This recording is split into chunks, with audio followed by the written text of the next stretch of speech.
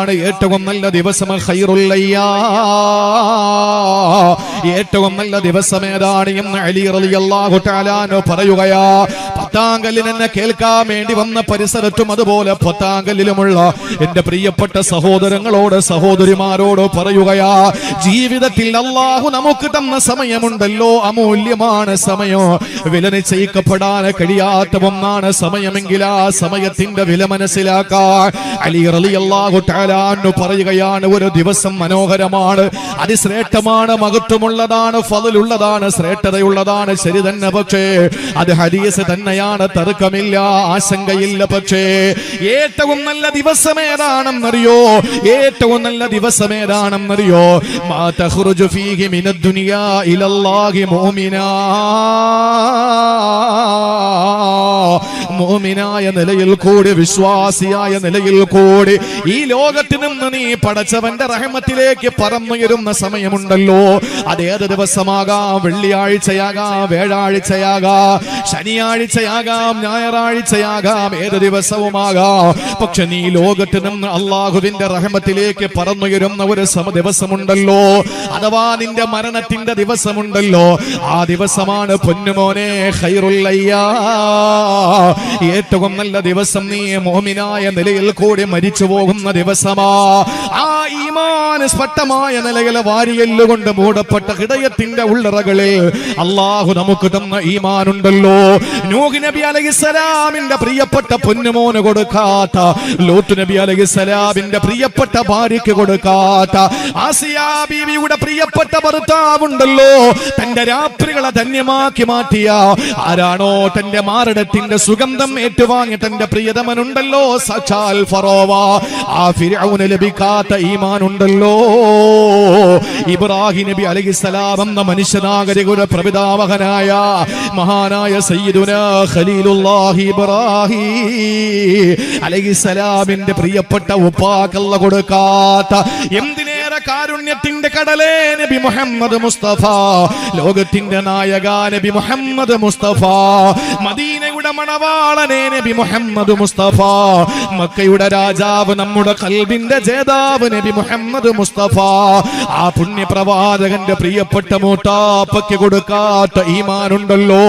ആ ഈമാൻ അല്ലാഹു നമുക്ക് തന്നെങ്കിൽ ആ ഈമാൻ മുറുകെ പിടിച്ചുകൊണ്ട്, ആ ഈമാനിൽ ഒരു ലവലേശം പോലും ചോർന്നു പോകാത്ത നിലയിൽ, ഈമാൻ ദുർബലപ്പെട്ടു പോകാത്ത നിലയിൽ, ആരൊക്കെ എന്തൊക്കെ പറഞ്ഞാലും വാരിയല്ലിന്റെ ഉള്ളറകളിൽ നമുക്ക് തന്ന ഒരു മുട്ടിയുടെ വലിപ്പത്തിൽ അല്ലാഹു നമുക്ക് തന്ന ഹൃദയത്തിന്റെ ഉള്ളറകളിൽ തുടിക്കുന്ന ഈമാൻ, ആ ഈമാനോടെ ലോകത്തിൽ നിന്ന് മരണപ്പെട്ടു പോകുന്ന ദിവസമേതാ?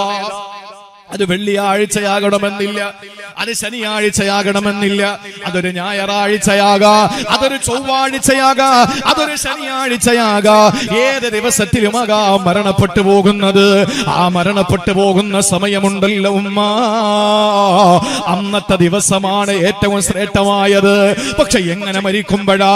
എവിടെയെങ്കിലും കിടന്ന് ചത്തുപോയാലാണോ? ആരുടെയെങ്കിലും കയ്യിൽ പിടിച്ചു തൂങ്ങിയിട്ട് നടന്നു പോകിട്ട് ഈമാനെ കളഞ്ഞു കുളിക്കുമ്പോഴാണോ? ഒരിക്കലുമല്ല. പിന്നെയോ ഈമാന് അല്ലാഹു നമുക്ക് തന്ന ഈമാന് പൊന്നുപോലെ കാത്തു സൂക്ഷിച്ച്, അല്ലാഹു നമുക്ക് തന്ന ഈമാനെ കണ്ണിലെ കൃഷ്ണമണി പോലെ കാത്തു സൂക്ഷിച്ച്, ഒരുത്തന്റെ മുമ്പിലും അടിയറവ് പറയാത്ത, ഈമാൻ ചോർന്നു പോകാത്ത നിലയിൽ അല്ലാഹു നമുക്ക് തന്ന ഈമാനിനെ കാത്തു സൂക്ഷിച്ചുകൊണ്ട് അവസാനം ഇസ്രായേൽ വന്ന് റൂഹ് പിടിക്കുമ്പോ അല്ലാഹുവിന്റെ പരിശുദ്ധമായ കലിമയുണ്ടല്ലോ, ലാ ഇലാഹ ഇല്ലല്ലാഹ്, ആരാധനയ്ക്കർഹൻ അല്ലാഹുവല്ലാതെ ലോകത്ത് വേറെ ആരുമില്ല. ലോകത്തെത്ര വലിയ അധികാരികൾ വന്നാലും, ലോകത്തെത്ര അഹങ്കാരികൾ അധികാരം നടത്തിയാലും ഇല്ല, ഏറ്റവും വലിയവന് പടച്ചവനാണ്, അവനേക്കാൾ വലിയവന് വേറെ ആരുമില്ല. സർവലോക സംവിധായകനായ അല്ലാഹ്, എന്നെ സൃഷ്ടിച്ച അല്ലാഹ്, എന്നെ സംരക്ഷിക്കുന്ന അല്ലാഹ്, അവസാനം എന്നെ സംഹരിച്ച അല്ലാഹ്, ഈ പടച്ചവനാണ് എനിക്ക് വലുത് എന്ന തൗഹീദിന്റെ സന്ദേശം മുറുകെ പിടിച്ചുകൊണ്ട് ഈമാനോടെ മരിക്കണം എന്റെ പ്രിയപ്പെട്ട പെങ്ങളെ. ഈമാനെ മുറുകെ പിടിച്ചുകൊണ്ട് മരിച്ചാൽ ഇൻഷാ അല്ലാഹ് അന്ന് നീ പുതുമണവാട്ടിയ, അന്ന് നീ പുതുമണവാളനാ. എല്ലാവരും നിന്നെ ഉറ്റുനോക്കുകയല്ലേ. ഇന്നലെ വരെ കാണണ്ടെന്ന് പറഞ്ഞ് മാറി നടന്നവർ, ഇന്നലെ വരെ കണ്ടപ്പോൾ മാറി നടന്നവർ, ഇന്നലെ വരെ കാണാനൊന്ന് കൊതിച്ചപ്പോ വേണ്ട എന്ന് പറഞ്ഞവനുണ്ടല്ലോ. ഇന്ന് ഒരു നോക്ക് കാണാൻ വേണ്ടി 3 വെള്ളത്തുണിയിൽ പൊതിഞ്ഞു വെച്ചിരിക്കുന്ന നിന്റെ മുഖത്തെ ശീലയങ്ങ് മാറ്റിയിട്ട്, ആ ശീലയങ്ങ് മാറ്റിയിട്ട് നിന്റെ മുഖത്തേക്കൊന്ന് നോക്കാൻ വേണ്ടി വരുമ്പോൾ, ഇന്നലെ വരെ പുഞ്ചിരിക്കാത്തവർ, ഇന്നലെ വരെ ഒരു തുള്ളി കണ്ണു നിറയാത്തവന് ഇന്ന് നിന്റെ മുമ്പിൽ വന്ന് വിങ്ങിപ്പൊട്ടുന്നത് കാണുമ്പോ ചിരിച്ചുകൊണ്ട് മണവാളനെ പോലെ മരിക്കാൻ എന്റെ പ്രിയപ്പെട്ടവരെ നമ്മൾ തയ്യാറായാൽ, ഒരു മണവാട്ടിയെ പോലെ സുറുമയെഴുതി കുളിച്ച് റെഡിയായി നല്ല അപ്പർപൂശി നല്ല നിലയിൽ സുന്ദരമായ നിലയിൽ കിടക്കുമ്പോ ഈ ലോകത്തിൽ നിന്ന് വിട പറഞ്ഞു പോകുന്ന ആ നിമിഷമുണ്ടല്ലോ, ആ നിമിഷം നിന്റെ ഹൃദയത്തിൽ ഈമാനുണ്ടെങ്കിൽ, കാരണം എന്തെന്നറിയോ, പെണ്ണ് പിടിക്കുന്നവനെയും മയ്യത്ത് കുളിപ്പിക്കാറുണ്ട്, കള്ളു കുടിക്കുന്നവനെയും മയ്യത്ത് കുളിപ്പിക്കാറുണ്ട്. താരിഖു സ്വലാത്ത്, അള്ളാന്റെ പള്ളിയുടെ മിനാരത്തിൽ നിന്ന് ബാങ്ക് കേൾക്കുമ്പോ നിസ്കാരമില്ലാതെ കഴുതകളെ പോലെ നടക്കുന്നവരുണ്ടല്ലോ. 1000 കുതിരയുടെ ശക്തി ഉണ്ടാകിട്ട് പോലും ഒരു വഖത്ത് നിസ്കാരമില്ലാത്ത താരിഖു സ്വലാത്തുണ്ടല്ലോ. എടോ, അവനെ കുളിപ്പിക്കുമ്പോഴും നല്ല പോലെയാ കുളിപ്പിക്കുക. അവനെയും പൊതിയുന്നത് കഫൻ പുടവ കൊണ്ടാ, അവനും കണ്ണിൽ സുറുമ വരച്ചു കൊടുക്കൂ, അവനും നല്ല സോപ്പിട്ടാ കുളിപ്പിക്കുക. അവന് 3 വെള്ള തുണി തന്നെയാണ്, അവന് കർപ്പൂരമിട്ട വെള്ളം തന്നെയാണ്, അവനും പഞ്ഞി വെച്ച് തന്നെയാണ് പള്ളിയിലേക്ക് കൊണ്ടുവരിക. സഹോദരങ്ങളെ, അങ്ങനെ മരിച്ചു കിടക്കുമ്പോ നല്ല മണമുണ്ടായാ പോരാ, മരിച്ചു കിടക്കുന്ന ശരീരത്തിൽ നിന്ന് വിട പറഞ്ഞ ആത്മാവുണ്ടല്ലോ, ആ ആത്മാവ് 7 ആകാശങ്ങളും തടന്ന് അല്ലാഹുവിന്റെ ഇല്ലിഗീൻ എന്ന് പറയുന്ന സങ്കേതത്തിലേക്ക് കടന്നു പോകുമ്പോ 7 ആകാശത്തിലുള്ള മാലാഖമാരുടെ മുന്നിൽ നമ്മളെ റൂഹ് കൊണ്ടുപോകുന്ന മലക്ക് നമ്മളെ പറ്റി നല്ല വാർത്ത പറഞ്ഞുകൊണ്ടുപോയാ, ഈമാനോടെയാണ് മരിക്കുന്നെങ്കിൽ ആ ദിവസം ഏറ്റവും നല്ല ദിവസമാണ് എന്ന് സയ്യിദുനാ അലിയുൽ മുർത്തള അലി റളിയല്ലാഹു തആല അൻഹു പറയാൻ, നീ മരിക്കുന്ന ദിവസം ഈമാനോട് കൂടിയാണ് മരിച്ചതെങ്കിൽ അതാണ് ഏറ്റവും നല്ല ദിവസം. അല്ലാഹു ഈമാനോടെ മരിക്കാനുള്ള തൗഫീക്ക് തരട്ടെ. എന്തായാലും മരിച്ചേ പറ്റൂ, എന്തായാലും മരിച്ചേ പറ്റൂ. മരിക്കാതിരിക്കാൻ വല്ല നിവർത്തിയുണ്ടോ? ഒരു നിവർത്തിയുമില്ല. നമ്മൾ എന്തായാലും നമ്മൾ മരിച്ചു കൊടുത്തേ പറ്റൂ, ഒരു സംശയവും അക്കാര്യത്തിൽ വേണ്ട. അത് ഇന്നാണോ നാളെയാണോ, എങ്ങനെയാണ് മരിക്കുന്നത്, എവിടെയാണ് മരിക്കുന്നത്, ഈ ഒരു വിഷയത്തിലേ നമുക്ക് സംശയമുള്ളൂ. ബാക്കി മരണം ഉറപ്പാണ്, മരണം ഉറപ്പാണ്.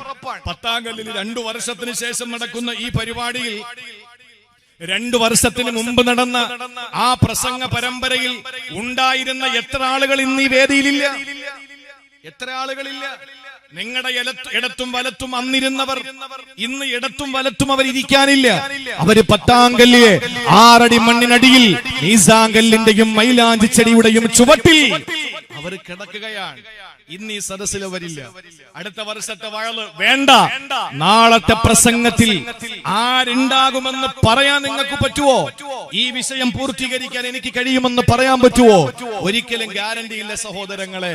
അപ്പൊ മരണം എന്ന് പറയുന്നത് അനിവാര്യമാണ്. അപ്പൊ മരിക്കുമ്പോ ഈമാനോടുകൂടി മരിക്കണം. ചില കാര്യങ്ങൾ ചെയ്താൽ നമ്മുടെ ഈമാൻ ഒരൊറ്റ സെക്കൻഡ് കൊണ്ട് ഊരപ്പെട്ടു പോകും. എല്ലാ വിഷയം കൂടെ ഒന്നും പറയാൻ സമയമില്ല. ഇനി ഇത് കഴിഞ്ഞാൽ ഏറ്റവും നല്ല മാസം ഏതെന്ന് പറയണം, ഏറ്റവും നല്ല പ്രവൃത്തി ഏതെന്ന് പറയണം. അത് രണ്ടും പറയുമ്പോഴേക്കും ഇൻഷാ അല്ലാഹ് 10:30 മണിയാവും. നമുക്ക് ദുആ ചെയ്ത് പിരിയാം. അല്ലാഹു തൗഫീഖ് തരട്ടെ. അതിനു മുമ്പ് ഈമാനോടുകൂടി മരിക്കണം, ഈമാനോടുകൂടി മരിക്കണം. എങ്ങനെയെങ്കിലും മരിച്ചാ പോരാ. ഈ ഈമാൻ അല്ലാഹു നമുക്ക് തന്നിട്ട് അല്ലാഹു നമ്മളോട് വളരെ കൃത്യതയോടുകൂടി പറഞ്ഞിട്ടുണ്ട്, നിങ്ങൾ മുഅ്മിനായിട്ടല്ലാതെ മരിക്കരുത്, നിങ്ങൾ മുഅ്മിനായിട്ടല്ലാതെ മരണപ്പെടരുത്. നമുക്ക് ഈമാനോടുകൂടി മരിക്കണം. ദുനിയാവിൽ എന്തില്ലെങ്കിലും എന്താ, ദുനിയാവിൽ എന്തുണ്ടെങ്കിൽ എന്താ, അല്ലാഹുവിൻ തന്ന ഈമാൻ നമുക്കുണ്ടെങ്കിൽ അൽഹംദുലില്ലാഹ്, ആ ഈമാന്റെ ബലത്തിൽ നമുക്ക് നന്നായിട്ട് മരിക്കാൻ കഴിയും. ഞാന് മുൻ പ്രഭാഷകരൊക്കെ പറഞ്ഞു എന്ന് എനിക്കറിയില്ല, ചില മരണങ്ങൾ നമ്മളെ വല്ലാതെ അത്ഭുതപ്പെടുത്തും. ഒരുപാട് കേട്ടവരാണ്. ആവർത്തന വിരസത ഉണ്ടാവുമോ എന്ന് തന്നെ ഞാൻ ഭയപ്പെടുകയാണ്. എങ്കിലും ഞാൻ പറയാതെ പോകുന്നത് ശരിയല്ല. ഓർത്തപ്പോ ഞാൻ അങ്ങ് പറയാണ്, ഇപ്പൊ അത് ഓർമ്മയിൽ വന്നപ്പോ ഞാൻ പറയാം. ഈ തൊട്ടടുത്ത സമയത്ത് മരണപ്പെട്ട ബഹുമാനപ്പെട്ട നമ്മുടെയൊക്കെ 4 പരമ്പരകൾക്ക് മുകളിൽ നമ്മുടെയൊക്കെ ഉസ്താദിന്റെ ഉസ്താദായ ഷെയ്ഖുന ചേലക്കുളം അബ്ദുൽ ബുഷറ ഉസ്താദ് നമ്മുടെ മുന്നിൽ ജീവിച്ചിരുന്ന ഒരു വലിയ മഹാനല്ലേ. അദ്ദേഹത്തെ ആശുപത്രിയിൽ നിന്ന് നിങ്ങൾ എല്ലാവരും കേട്ടതാണ്. ഞാൻ എന്റെ സഹോദരിമാർക്ക് കൂടി വേണ്ടി പറയാണ്, സാന്ദർഭികമായിട്ട് പറയാൻ. നമ്മൾ മരിക്കുമ്പോ അങ്ങനെ മരിക്കണം. എത്ര നല്ല മരണമാണ്. അദ്ദേഹം ആശുപത്രിയിൽ നിന്ന് അദ്ദേഹത്തെ വീട്ടിലേക്ക് വിടുന്നു. രോഗം മൂർച്ഛിച്ചു, ഇനി ഇവിടെ ചികിത്സയില്ല, നിങ്ങൾ വീട്ടിലേക്ക് കൊണ്ടുപോയിക്കോളൂ എന്ന് പറഞ്ഞു. അങ്ങനെ അദ്ദേഹത്തെ വീട്ടിലേക്ക് കൊണ്ടുവരുന്നു. വീട്ടിലേക്ക് കൊണ്ടുവന്നു.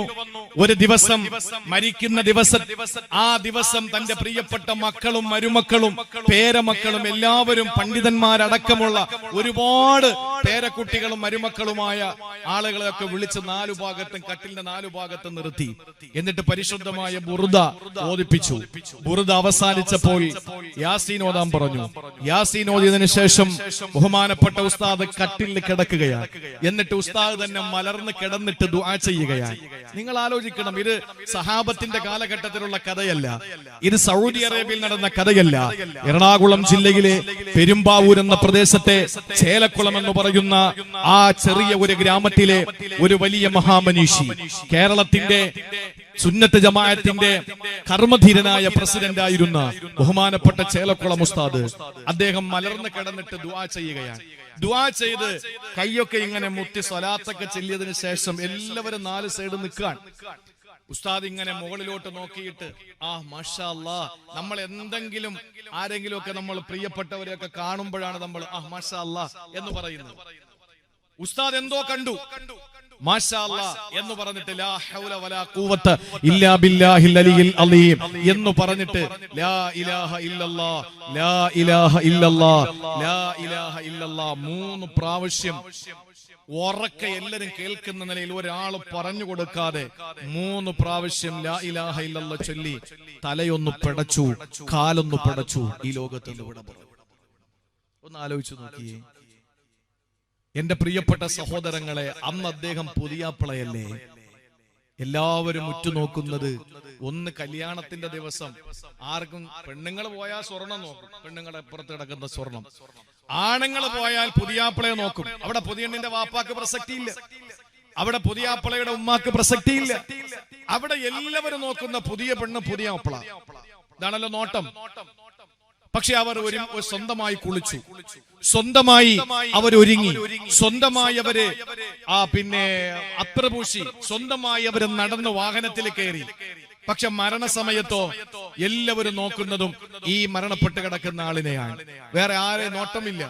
പക്ഷെ അവർ സ്വന്തമായി കുളിച്ചില്ല, സ്വന്തമായി അവർ ഉടുത്തില്ല, സ്വന്തമായി അവർ ധരിച്ചില്ല, അവര് സ്വന്തമായി അവർ അത്രപൂശിയില്ല. ആരൊക്കെയോ ചെയ്തു, പക്ഷെ അവിടെ പുതിയാപ്പിളയാണ്. നമ്മൾ മരിക്കുന്ന സമയം അങ്ങനെ മരിക്കണം. അള്ളാഹു തൗഫീക്ക് തരട്ടെ. ഞാൻ എന്റെ സഹോദരങ്ങൾ, ഒരുപക്ഷെ നമ്മുടെ നാടിനു വേണ്ടി അല്ലെങ്കിൽ പോലും നമ്മുടെ ഈ കാലഘട്ടത്തിന്റെ ചുവരെഴുത്ത് മനസ്സിലാക്കിയിട്ട് ഞാൻ ഒരു 10-15 മിനിറ്റ് ഞാൻ ഈമാൻ നഷ്ടപ്പെട്ടു പോകുന്ന ഒരു വലിയ ദോഷത്തെ സംബന്ധിച്ച് പറഞ്ഞുകൊണ്ട് ഞാൻ 2ാമത്തെ വിഷയത്തിലേക്ക്, ഏറ്റവും നല്ല മാസത്തിലേക്ക് വരാം. അള്ളാഹു തൗഫീക്ക് തരട്ടെ. സഹോദരിമാര് കൂടെ കേൾക്കേണ്ട വിഷയമാണ്. അതെന്തുകൊണ്ടെന്ന് ഞാൻ പിന്നീട് പറയാം. എന്താണ് ആദരവായ പ്രവാചകൻ നബി മുഹമ്മദ് മുസ്തഫ സല്ലല്ലാഹു അലൈഹി വസല്ലമ തങ്ങൾ പറയുകയാണ്, ഒരു മനുഷ്യനെ സംബന്ധിച്ചിടത്തോളം ആ മനുഷ്യന് മരണപ്പെടുന്ന സമയത്ത് അവന്റെ ഈമാൻ നഷ്ടപ്പെട്ടു പോകുന്ന ചില പ്രവർത്തനങ്ങളുണ്ട്. ആ പ്രവർത്തനങ്ങൾ ചെയ്തുകൊണ്ടിരിക്കുമ്പോഴാണ് അവന് മരിക്കുന്നതെങ്കിൽ സുബ്ഹാനല്ലാഹ്, അവന്റെ ഈമാൻ നഷ്ടപ്പെട്ട നിലയിലാണ് അവന് മരണപ്പെടുക. അങ്ങനെ മരണപ്പെട്ടു പോയാൽ പള്ളിയിൽ അടക്കം ചെയ്തു എന്നതിന്റെ പേരിൽ അവന്റെ പാപങ്ങൾ പൊറുക്കപ്പെടില്ല. സഹോദരങ്ങളെ, പള്ളിയിലെ ഇമാമ ദുആ ചെയ്യും, പക്ഷേ അവന്റെ പരലോക ജീവിതത്തിന്റെ ഗതി എന്താണ് പറയാൻ നിവർത്തിയില്ല. നിങ്ങൾക്കറിയോ, ഹബീബായ പ്രവാചകൻ നബി മുഹമ്മദ് മുസ്തഫ സല്ലല്ലാഹു അലൈഹി വസല്ലമ തങ്ങൾ പറയുകയാണ്, ലാ യശ്രിബുൽ ഖംറ ഹീന യശ്രിബുഹാ വഹുവ മുഅ്മിൻ. മുഅ്മിനായ നിലയിൽ കൂടി ഒരു മനുഷ്യനെ മദ്യപിക്കില്ലത്രേ. മുഅ്മിനായ നിലയിൽ കൂടി ഒരു മനുഷ്യനെ മദ്യപിക്കാൻ കഴിയില്ലത്രേ എന്ന് പറഞ്ഞാൽ അതിന്റെ അർത്ഥം എന്തെന്നറിയോ? മുഅ്മിനായ നിലയിൽ കൂടി ഒരു മനുഷ്യന് മദ്യപിക്കാൻ കഴിയില്ല എന്ന് റസൂലുള്ള പറയുമ്പോ ഹബീബായ നബി തങ്ങൾ പറയുകയാണ്, മനുഷ്യരിബൽ ഖംറ, ആരാണോ കള്ളു കുടിക്കുന്നത്, ആരാണോ മദ്യപിക്കുന്നത്, നസഅല്ലാഹു മിൻഹുൽ ഈമാൻ, അവനിൽ നിന്ന് പടച്ച തമ്പുരാൻ ഈമാനിനെ ഊരുന്നതാ. വേദനയോടെ കേട്ടോ പെങ്ങളെ, വേദനയോടെ കേട്ടോ. നിങ്ങളുടെ ഭർത്താക്കന്മാരോ ഉപ്പമാരോ നിങ്ങളുടെ സഹോദരങ്ങളോ നിങ്ങളുടെ പ്രിയപ്പെട്ട പൊന്നുമക്കളോ മദ്യപിക്കുന്നവരാണെങ്കിൽ നാളത്തേക്ക് മാറ്റല്ല പെങ്ങളെ, നാളത്തേക്ക് മാറ്റല്ലേ. ഇന്നത്തെ പാതിരാത്രി വഴുത കഴിഞ്ഞ് നിങ്ങൾ മടങ്ങി പോകുമ്പോ അല്ലാഹു റബ്ബുൽ ഇസ്സത്ത് തന്ന പടച്ച തമ്പുരാൻ തന്ന ഭാഗ്യമാണ് വീണ്ടും ഒരു മജ്ലിസിൽ ഒരുമിച്ച് കൂടാൻ കഴിയുക എന്നത്. ആ സദസ്സിൽ നിന്ന് നിങ്ങൾ പടിയിറങ്ങുമ്പോ പ്രിയപ്പെട്ട സഹോദരനോട്, പ്രിയപ്പെട്ട ഭർത്താവിനോട്, പൊന്നുമോനോട്, വാപ്പയോട് പറയുക, നിങ്ങളുടെ ഈമാന്റെ അവസ്ഥ ഇതാണ്. എന്താണ് അവസ്ഥ എന്നറിയോ? ഒരു മനുഷ്യന് മദ്യപിക്കുമ്പോ മദ്യത്തിന്റെ ചഷകങ്ങൾ അവന്റെ ചുണ്ടോട് ചേർത്ത് വെക്കുമ്പോ സഹോദരാ, അല്ലാഹുവിന്റെ ഹബീബ് പറയുകയാ, നസഅല്ലാഹു മിൻഹുൽ ഈമാൻ, അവന്റെ ഈമാനിനെ അല്ലാഹു തആല ഊരുന്നതാ. ഏതുപോലെ എന്നറിയോ? ഇന്ന് വയല് കഴിഞ്ഞിട്ട് എന്റെ ശബ്ദം കേൾക്കുന്ന പുരുഷന്മാരെ, നിങ്ങളെ വീട്ടിൽ ചെല്ലുമല്ലോ. വീട്ടിലേക്ക് ചെന്ന് കഴിഞ്ഞാൽ നിങ്ങൾ എന്താ ചെയ്യുക? നിങ്ങൾ നിങ്ങളുടെ ഷർട്ടിന്റെ എല്ലാ ബട്ടൺസും അഴിക്കുകയാണ്, ഹൂക്കുകൾ അഴിക്കുകയാണ്. എന്നിട്ട് ആ കമീസ് അല്ലെങ്കിൽ ആ ജുബ്ബ അല്ലെങ്കിൽ നിങ്ങളെ ഷർട്ട് നിങ്ങൾ അഴിക്കുകയാ. എന്നിട്ട് നിങ്ങൾ അതങ്ങ് മാറ്റിയിടുമല്ലോ. ഈ ശരീരത്തിൽ നിന്ന് ഷർട്ട് നിങ്ങൾ അഴിച്ചു മാറുമ്പോ എങ്ങനെയാ? നിങ്ങളുടെ ഷർട്ട് ശരീരത്തോട് ഒട്ടിക്കിടക്കുന്ന നിങ്ങളുടെ കുപ്പായം എങ്ങനെയാണോ അഴിച്ചു മാറ്റുന്നത്, അതുപോലെ അല്ലാഹുവിന്റെ റസൂൽ പറയുന്നു, കമാ യുഖ്ലഉൽ ഖമീസു മിൻ റഅസിഹി, അവന്റെ തലയിലൂടെ ശരീരത്തിൽ നിന്ന് ഖമീസ് അങ്ങ് ഊരും പോലെ അവന്റെ ഈമാനെ അല്ലാഹു തആല എടുത്തങ്ങ് മാറ്റുന്നതാ. മറ്റൊരു ഹദീസിൽ കാണാ, കല്ലുല്ലത്തി, കൊട പോലെ ഒരു മനുഷ്യൻ നനയാതിരിക്കാൻ വേണ്ടി കൊട പിടിക്കുമ്പോ അവന്റെ തലയുടെ മീതെ കൊട നിൽക്കുന്നത് കണ്ടിട്ടില്ലേ? മദ്യപിക്കുന്ന സമയത്ത് അവന്റെ തലയുടെ മീതെ കൊട പോലെ ഈമാൻ നിൽക്കുമെന്ന ആ പ്രവർത്തനത്തിൽ നിന്നവനെ പിന്മാറുമ്പോഴാണ് ഈമാൻ തിരികെ എത്തുക. ചിന്തിക്കണേ, കുപ്പായം അഴിച്ചിട്ട് വീണ്ടും കുപ്പായം ധരിക്കുന്ന മുസ്ലിമേ, ആ കുപ്പായം ധരിക്കുമ്പോ എങ്ങനാണോ ആ രണ്ടാമത് ശരീരത്തിലേക്ക് കുപ്പായം എടുത്ത് നിങ്ങൾ ധരിക്കുന്നത്, അതുപോലെ മദ്യത്തിന്റെ മുഴുവൻ മതവും പോയതിനു ശേഷം നിങ്ങൾക്ക് നിങ്ങളുടെ ശരീരത്തിൽ പിടിച്ചിട്ടുള്ള മദ്യത്തിന്റെ ആസക്തി മാറുന്നതിന് ശേഷമാണ് ആ ഈമാൻ അല്ലാഹു തിരികെ നിങ്ങൾക്ക് തരിക. ഇതിനിടയിൽ നിങ്ങൾ മരണപ്പെട്ടു പോയാ സഹോദരങ്ങളെ ചിന്തിച്ചു നോക്ക്. നിങ്ങളുടെ ഭർത്താവ് മരണപ്പെട്ടു പോയാൽ, നിങ്ങളുടെ സഹോദരൻ മരണപ്പെട്ടു പോയാൽ, നിങ്ങളുടെ വാപ്പ മരണപ്പെട്ടു പോയാൽ, നിങ്ങളെ വളർത്തി വലുതാക്കിയ പൊന്നുമോനുണ്ടല്ലോ മദ്യപാനിയാണെങ്കിൽ ആ പ്രിയപ്പെട്ട പൊന്നുമോനോട് പറ, അരുതുമോനെ, അരുതുമോനെ. ആ മദ്യപാനിയായ പൊന്നുമോന് മദ്യപിക്കുന്ന സമയത്ത് അവന് ഈമാനില്ല. ഓ സമയത്താണ് അവന് മരിക്കുന്നതെങ്കിൽ അല്ലാ അവന് ഈമാനില്ലാതെ മരിച്ചു പോവുകയാണല്ലോ. അവന്റെ പരലോകമൊന്ന് ചിന്തിച്ചു നോക്കെന്റെ സഹോദര, അവന്റെ ആഖിറത്തിന്റെ കഥയൊന്ന് ചിന്തിച്ചു നോക്ക്. ഇതെന്റെയും നിങ്ങളുടെയും നേതാവ് പറഞ്ഞതാണെങ്കിൽ സഹോദരങ്ങളെ, ഇന്ന് മദ്യത്തിന്റെ പുഴ ഒഴുകിക്കൊണ്ടിരിക്കുകയാ. ഇന്ന് മദ്യത്തിന്റെ പുഴയാണ് ഒഴുകുന്നത്. മദ്യപിക്കുന്ന സമൂഹമാണ് നമ്മുടെ മുന്നിൽ. മദ്യപിക്കാത്ത ചെറുപ്പക്കാര് വളരെ നന്നേ കുറവല്ല സഹോദര. ലോകം എവിടെയെത്തി? ഇത് ലോകാവസാനത്തിന്റെ അടയാളമാണെന്ന് കാരുണ്യത്തിന്റെ പ്രവാചകന് 14 മുമ്പ് നമ്മോട് പ്രഖ്യാപിച്ചതാ. ലോകാവസാനത്തിന്റെ അടയാളങ്ങളെ എണ്ണി പറഞ്ഞപ്പോൾ, ലോകം അവസാനിക്കുമ്പോൾ അടയാളങ്ങൾ എണ്ണി പറയുന്ന കൂട്ടത്തിൽ അല്ലാഹുവിന്റെ റസൂൽ പറഞ്ഞതെന്താണ്? മിൻ അശ്റാത്തി സാഅ, ലോകം അവസാനിക്കുന്നതിന്റെ അടയാളം നിങ്ങൾക്കറിയണോ? നബി തങ്ങൾ പറയുന്നതിന്റെ ക്രമീകരണം നിങ്ങളൊന്ന് പഠിക്ക്, അതിന്റെ തർത്തീബ് നിങ്ങളൊന്ന് പഠിക്ക്. എന്തേ റസൂലുള്ള പറഞ്ഞത്? ഇൽമു ഉയർത്തപ്പെടുകയെന്ന എന്ന് പറഞ്ഞാൽ മഹാന്മാരായ പണ്ഡിതന്മാരുടെ മരണമാ. അല്ലാഹുവിന്റെ പരിശുദ്ധമായ ഖുർആനിന്റെ അകക്കാമ്പ് തൊട്ടറിഞ്ഞ, അതിന്റെ ഉത്സാരം തൊട്ടറിഞ്ഞ, അതിന്റെ വരികൾക്കിടയിലൂടെ സഞ്ചരിക്കാൻ കഴിവുള്ള ഖുർആൻ എന്ന ആഴക്കടലിലേക്ക് മുങ്ങിത്താണിട്ട് അതിനകത്ത് കിടക്കുന്ന പവിഴമുത്തുകളെ പിറക്കിയെടുത്ത് മാലോകയുടെ മുന്നിൽ പരത്തിക്കൊടുത്ത അള്ളാന്റെ പരിശുദ്ധ ഖുർആൻ അറിയുന്ന പണ്ഡിത മഹത്തുക്കളുണ്ടല്ലോ, അവരുടെ മരണമാ ലോകാവസാനത്തിന്റെ ആദ്യത്തെ അടയാളം. അടയാളമായി റസൂലുള്ള പറഞ്ഞത്. ഈ ഹദീസിൽ ആദ്യത്തെ അടയാളം പറഞ്ഞത് പണ്ഡിതന്മാര് മരണപ്പെടല. പണ്ഡിതന്മാര് മരണപ്പെട്ടു പോയാൽ, ഇൽമുള്ളവര് മരണപ്പെട്ടു പോയാൽ സഹോദരങ്ങളെ പിന്നെ സംഭവിക്കുന്ന രണ്ടാമത്തെ കാര്യമേതെന്നറിയോ? ശ്രദ്ധയോടെ എന്നെ കേൾക്കണേ. രണ്ടാമത് റസൂലുള്ള പറഞ്ഞത് ചേലക്കുളം ഉസ്താദിനെ പോലെ, മൂസ ഉസ്താദിനെ പോലെ, മഹാന്മാരായ അള്ളാഹുവിന്റെ ആരിഫീങ്ങളായ ശംസുലുലമയെ പോലെ ലോകത്തുള്ള അള്ളാഹുവിന്റെ ഖുർആൻ അറിയുന്ന പണ്ഡിത മഹത്തുക്കളുടെ മരണം സംഭവിച്ചാൽ രണ്ടാമതായിട്ട് പിന്നെ സംഭവിക്കുന്നത് എന്തെന്നറിയോ? വയസ്ബുത്തൽ ജഹ്ലോ, വിവരക്കേട് അധികരിക്കുമെന്നാ. വിവരക്കേട് അധികരിക്കുമെന്നാ എന്ന് പറഞ്ഞാൽ ഫത്വ പറയാൻ വിവരമില്ലാത്തവരുണ്ടാകുമെന്നാ. എവിടെ നിൽക്കുന്നവനും ഫത്വ കൊടുക്കുകയാണ്, നിന്ന് മൂത്രമൊഴിക്കുന്നവനും ഫത്വ കൊടുക്കുകയാ, ഇസ്ലാമിന്റെ ബാലപാഠം അറിയാത്തവനും ഫത്വ കൊടുക്കുകയാ. കണ്ടില്ലേ, കേരളത്തിന്റെ രാജ്ഭവനകത്ത് ഒരാളിരിപ്പുണ്ട്. കേരളത്തിന്റെ രാജ്ഭവനകത്ത് ഒരാളിരിപ്പുണ്ട്. 85 ലക്ഷം രൂപയുടെ ബെൻസ് കാറിൽ ചീറിപ്പായുന്ന, ലോകത്ത് ഖുർആനിനെ പറ്റി വിവരം തൊട്ട് തീണ്ടിയിട്ടില്ലാത്ത കേരളത്തിന്റെ ഈ കേരളത്തിന്റെ ഗവർണർ രാജ്ഭവനകത്തിരുന്നു കൊണ്ട് പറയുന്നത് പരിശുദ്ധമായ ദീനിന്റെ ഫത്വകളാ. ഇത് അല്ലാഹുവിന്റെ റസൂൽ പറഞ്ഞ കാര്യമാണ്. ആരൊക്കെ ശ്രമിച്ചാലും അത് അവസാനിപ്പിക്കുകയില്ല. കാരണം ഇവിടെ ഒരു സൈഡിൽ പണ്ഡിതന്മാര് മരിക്കുമ്പോ ജാഹിലീങ്ങൾ ഫത്വ കൊടുക്കുന്ന കാലം വരുമെന്ന.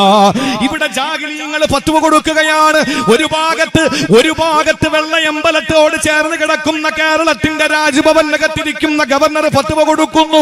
കുറച്ചപ്പുറത്ത് ചെല്ലുമ്പോ ഇവിടെ ജനാധിപത്യത്തിന്റെ ശ്രീകോവിലാകുന്ന സ്റ്റാച്യുവിലെ നിയമസഭയ്ക്കകത്ത് സെക്രട്ടേറിയറ്റിനകത്തിരിക്കുന്നവര് ഫത്വ കൊടുക്കുന്നു. പിന്നെ കളക്ടറേറ്റ് ഇരിക്കുന്നവര് ഫത്വ കൊടുക്കുന്നു. പഞ്ചായത്ത് ഓഫീസ് ഇരിക്കുന്നവര് ഫത്വ കൊടുക്കുന്നു. താലൂക്ക് ഓഫീസ് ഇരിക്കുന്നവര് ഫത്വ കൊടുക്കുന്നു. ഇവിടെ പള്ളിക്കകത്തിരിക്കുന്ന ഇമാമിയങ്ങളും മരിച്ചുകൊണ്ടിരിക്കുന്നു. സഹോദരാ, കാലം അല്ലാഹുവിന്റെ റസൂൽ പറഞ്ഞതുപോലെ അവസാനത്തോടടുക്കുകയാ. ഇത് ലോകാവസാനത്തിന്റെ അടയാളമാ. ഇങ്ങനെ അല്ലാഹുവിന്റെ ആരിഫീങ്ങൾ മരണപ്പെട്ട് ഇവിടെ വിവരക്കേടുകൾ അധികരിക്കുന്ന കാലം വന്നാ മൂന്നാമത് സംഭവിക്കുന്നത് എന്തെന്നറിയോ? വയശ്റബുൽ ഖംറൂ, മദ്യത്തിന്റെ പുഴ ഒഴുകുമെന്നാ. കാരണം എന്തേ മൂന്നാമത് പറയാൻ കാരണമെന്നറിയോ? അരുത്, ഇത് തെറ്റാണെന്ന് പറയാ ആലിമീങ്ങളില്ലാത്ത കാലം വരുന്നു.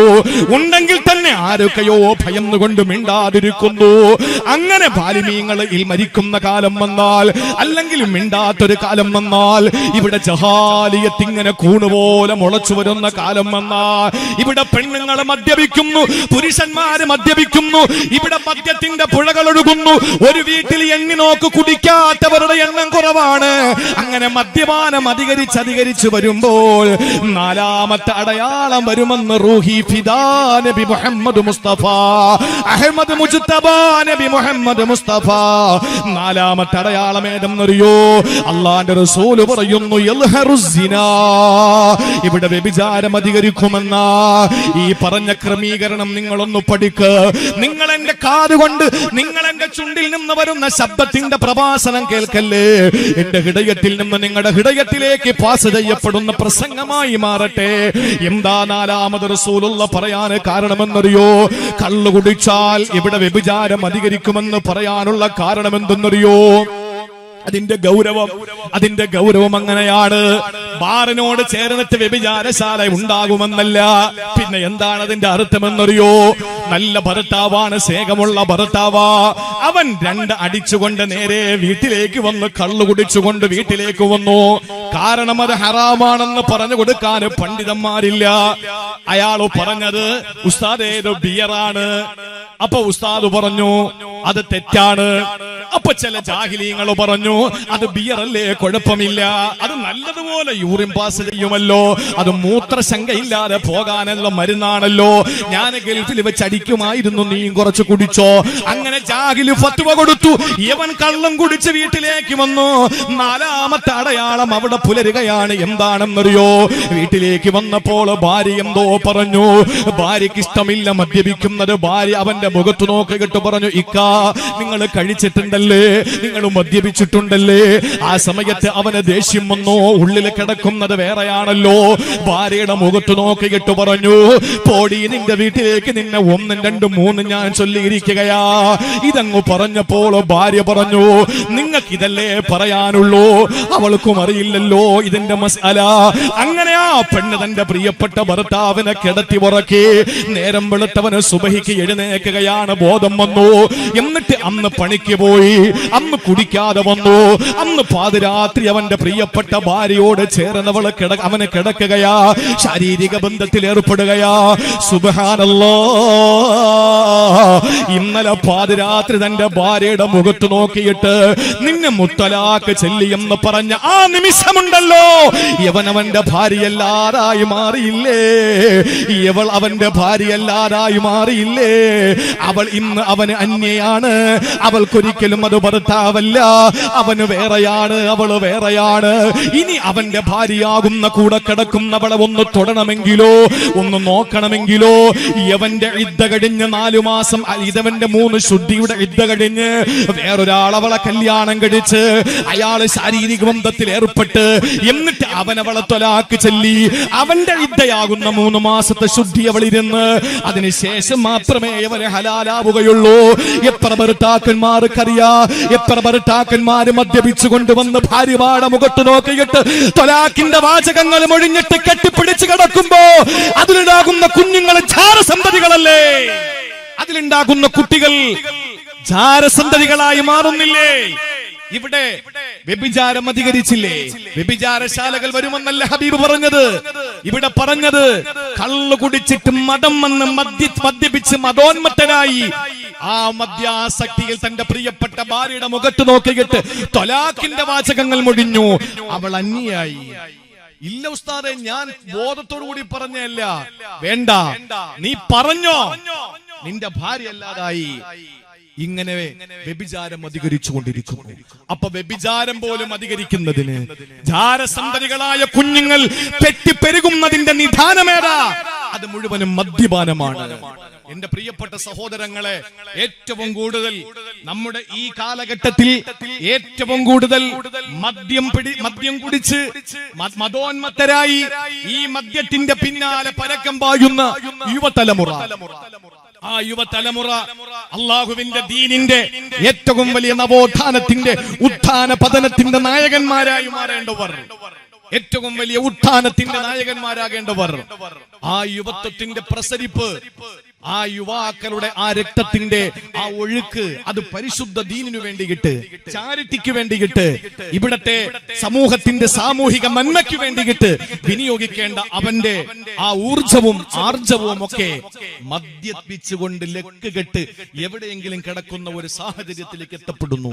ഉമ്മയെ തിരിച്ചറിയാൻ കഴിയുന്നില്ല, ഭാര്യ തിരിച്ചറിയാൻ കഴിയുന്നില്ല, മകളെ തിരിച്ചറിയാൻ കഴിയുന്നില്ല, പെങ്ങളെ തിരിച്ചറിയാൻ കഴിയുന്നില്ല. ആ ഒരു നിലയിലേക്ക് അവനെ എത്തിക്കുന്നതിന്റെ ഏറ്റവും പ്രധാനപ്പെട്ട സംഗതി മദ്യപാനമാണ്. ഈ കാലഘട്ടത്തിൽ ഏറ്റവും വലിയ പ്രശ്നം മദ്യം തന്നെയാണ്, അല്ലേ? മദ്യമാണ്. നിങ്ങൾ നോക്ക്, ഭാര്യയുമായിട്ട് തിരുവനന്തപുരത്തെ ലോഡ്ജിൽ വന്നു. അപ്പൊ അയാൾ പറഞ്ഞു, ന്യായമായിട്ട് നിങ്ങളുടെ ഭാര്യയാണെന്ന് തെളിയിക്കുന്ന വല്ലതും ഉണ്ടോ? എന്റെ ഭാര്യയാണെന്ന് തെളിയിക്കുന്ന ഇന്നതാണെന്ന് കാണിച്ചു കൊടുത്തു. ചെറിയ വാക്ക് തർക്കമുണ്ടായി, അങ്ങോട്ടും ഇങ്ങോട്ടും അസഭ്യ വാക്കുകൾ പറഞ്ഞു. അയാൾ വളരെ ഈർഷ്യതയോടുകൂടി ഇറങ്ങിപ്പോയി. 2 ദിവസം കഴിഞ്ഞ് ബാഗിനകത്ത് ഒരു വലിയ വെട്ടുകത്തി വെച്ചു. നേരെ മദ്യപിച്ചിരിക്കുന്നു. അയാൾ നേരെ പോയി അവിടെ നിന്ന് ബൈക്കിൽ ഇറങ്ങി. എന്നിട്ട് നേരെ അങ്ങോട്ട് ചെല്ലുന്നു. വാഴയില വെളിച്ചിട്ട് ചോറുന്നതിന് വേണ്ടിയിട്ട് വാഴ കൈവെട്ടുന്നത് പോലെ ആ പാവപ്പെട്ട ഒരു തമിഴ്നാട്ടുകാരനായ അയ്യപ്പൻ എന്ന പേരുള്ള സഹോദരന്റെ കഴുത്തിങ്ങോട്ട് പിടിച്ചിട്ട് 14 വെട്ടുവെട്ടിയിട്ട് കൊല്ലുന്നു. യവന് ബോധമില്ല, യവന് ബോധം വേണ്ടേ? തന്റെ പ്രിയപ്പെട്ട ഉമ്മയെ പോലും കൊല്ലുന്നു, തന്റെ വാപ്പയെ കൊല്ലുന്നു, തന്റെ മകളെ പീഡിപ്പിക്കുന്നു, തന്റെ സഹോദരിയെ വേദനിപ്പിക്കുന്നു, അയൽക്കാരുമായിട്ട് കച്ചറ ഉണ്ടാക്കുന്നു, അപകടങ്ങൾ ഉണ്ടാക്കുന്നു, ആക്സിഡന്റ് ഉണ്ടാകുന്നു. ഇതിന്റെ ഒക്കെ പിന്നിൽ എന്താ പ്രശ്നം? ഇതാണ് കാരണം. ഇതാണ് കാരണം. ഇപ്പോ പണ്ട് കാലങ്ങളിലൊക്കെ നമ്മൾ വയല്, പണ്ടെന്ന് പറഞ്ഞാല് വർഷങ്ങൾക്ക് മുമ്പ് വയല് കഴിഞ്ഞ് വരുമ്പോ വഴിയിൽ രാത്രികാലങ്ങളില് ഡ്യൂട്ടിക്കുള്ള പോലീസുകാര് കൈ കാണിക്കും. നമ്പർ എഴുതിയെടുക്കും. എന്നിട്ട് എവിടെ നിന്ന് വരുന്നു, എങ്ങോട്ട് പോകുന്നു എന്നൊക്കെ ചോദിച്ച് നമ്മളെ കാണുമ്പോ തൊപ്പിയൊക്കെ വെച്ചിരിക്കുന്നത് കാണുമ്പോ പൊക്കിയോളി എന്ന് പറയും. അവർക്ക് പിന്നെ ഊതിപ്പിക്കേണ്ട ആവശ്യമില്ല. ഇപ്പൊ തൊപ്പി ഉണ്ടെങ്കിലും ദാടി ഉണ്ടെങ്കിലും ഇനി കമീസ് ഇട്ടോണ്ടിരുന്നാലും ഇനി അറബി വേഷത്തിരുന്നാലും ഊതിപ്പിക്കും. കാരണം ആരും വിശ്വാസം ഇല്ലാതായി. ലോകം അങ്ങനെയായി എന്നാലോചിച്ച് നോക്ക് എന്റെ പ്രിയപ്പെട്ട സഹോദരങ്ങളെ. എന്നാ ഊതിപ്പിക്കാൻ നിൽക്കുന്നവനോ അവൻ ഇതിന് ഡബിളായിട്ട് നിൽക്കുക. അപ്പൊ ഈ നിലയിൽ ലോകത്തും മദ്യത്തിന്റെ ആസക്തി പെരുകിക്കൊണ്ടിരിക്കുമ്പോ ഇവിടെ വാപ്പ യഥാർത്ഥത്തിൽ വാപ്പയില്ലാത്ത മക്കൾ രജിസ്റ്ററിൽ വാപ്പയാണ്, സ്കൂളിൽ ചേർക്കുമ്പോ വാപ്പയാണ്, വിളിക്കുന്നത് വാപ്പ എന്നാ, അവൻ വിളിക്കുന്നത് മോളെ എന്നാ. അവൾ ഈ നിലയിലൊക്കെ മുന്നോട്ട് പോകുമ്പോഴും സഹോദരങ്ങളെ, വാപ്പ അല്ലാത്ത നിലയിൽ ഇസ്ലാമിക വിശ്വാസം അനുസരിച്ച് ഒരു പിതാവിന്റെ സ്ഥാനം നഷ്ടപ്പെട്ടു പോയി. മക്കള് പിതാക്കന്മാരില്ലാതെ വളരുന്നു. ആ മക്കളാണ് ലോകത്ത് പ്രശ്നങ്ങൾ ഉണ്ടാക്കിക്കൊണ്ടിരിക്കുന്നത്. വയലിന് കുറവല്ലോ വയലിന് കുറവല്ലതുകൊണ്ടോ? എനിക്ക് എന്റെ ഓർമ്മ ശരിയാണെങ്കിൽ കേരളത്തിലെ പ്രഗത്ഭരായ എല്ലാ പ്രഭാഷകരെയും ഉൾപ്പെടുത്തിക്കൊണ്ടുള്ള പ്രസംഗം പത്താങ്കല്ലിൽ മാത്രമേ ഉള്ളൂ. അത് അൻവർ മന്നാനി ഉസ്താദിന്റെ മിടുക്കാൻ. ഞാൻ പറഞ്ഞു എന്നെ ഈ വർഷം വിളിക്കരുത്, വേറൊന്നും കൊണ്ടല്ല. നമ്മളൊരു നാട്ടുകാരനാണ്, നമ്മൾ സംഘാടകനാണ്, നമ്മൾ എല്ലാ കൊല്ലവും ഇങ്ങനെ വരുന്നത് ശരിയല്ല. അതുകൊണ്ട് വെളിയിലുള്ള ആളുകളെ കൊണ്ടുവരണം.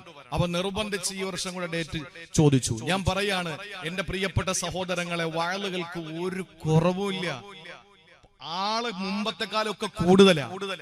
കോവിഡിന് മുമ്പുണ്ടായിരുന്നതിനേക്കാൾ ഇരട്ടി ആളാ വയല് കേൾക്കാൻ ഇപ്പോ. പക്ഷേ വയല് പറയാനും ഈ കോവിഡ് കാലഘട്ടത്തിൽ ഒരുപാട് പ്രഭാഷകന്മാർ രംഗത്ത് വന്നു. ഒരുപാട് സംഘാടകരാർജവമുള്ളവരായി മാറി.